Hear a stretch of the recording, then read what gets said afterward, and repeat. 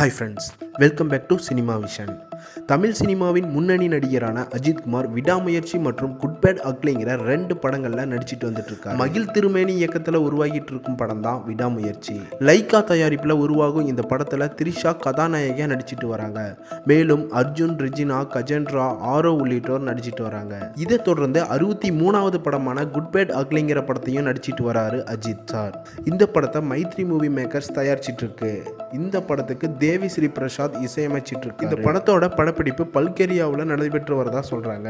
இந்த படம் பொங்கலுக்கு ரிலீஸ் ஆக உள்ளதாகவும் விடாமுயற்சி படம் ஏப்ரல்ல ரிலீஸ் ஆக உள்ளதாகவும் இருக்குதாம். இந்த 2 படங்களையும் முடிச்ச கையோட அஜித் சார் 64வது படத்துக்கு சிறுத்தை சிவா இயக்கத்தில் நடிக்க இருக்காராம்.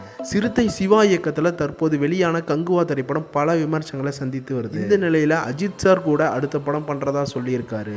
ஏற்கனவே அஜித் சார் கூட்டணியில 4 படம் வெளியான நிலையில எல்லா படத்துக்கும் வீங்கிற டைட்டில்லையே ஆரம்பமாச்சு. ஸோ இந்த படத்துக்கும் வீங்கிற டைட்டில்லையே வெறித்தனம்னு டைட்டில் வைக்கிறதா சொல்றாங்க. சிறுத்தை சிவா அஜித் சார் கூட்டணி படம் எப்படி இருக்கும், வெற்றி அடையுமான்னு கமெண்ட்ல சொல்லுங்க. சேனலை புதுசாக பார்க்குறவங்களா இருந்தால் கண்டிப்பாக சப்ஸ்கிரைப் பண்ணிக்கோங்க.